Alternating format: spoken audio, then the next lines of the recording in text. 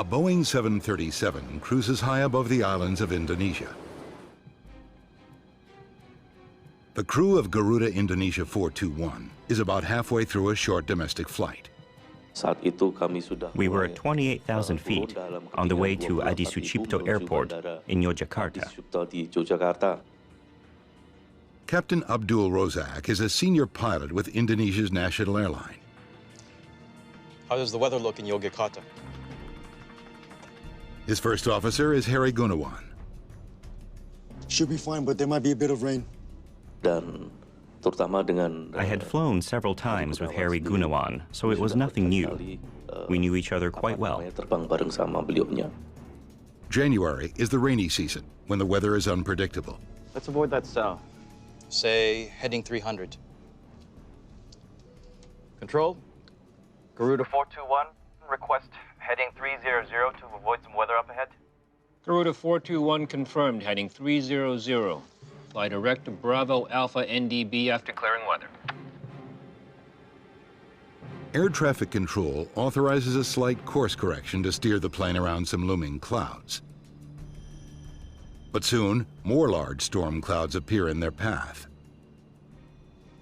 What do you think? I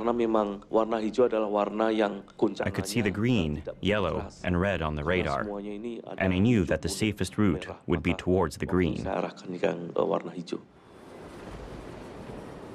But moments later, the weather is suddenly much worse.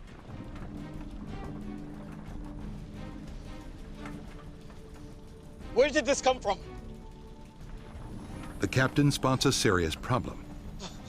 Yes, sir. 1 and 2 are dropping. They're suddenly losing engine power. Captain Rozak struggles to keep the plane steady as the altitude starts to drop.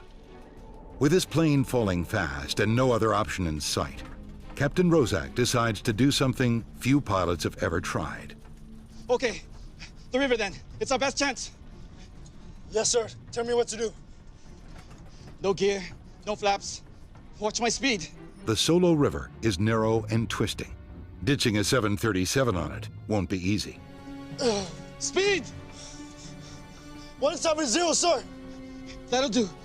As they line up with the river, First Officer Gunawan notices another problem.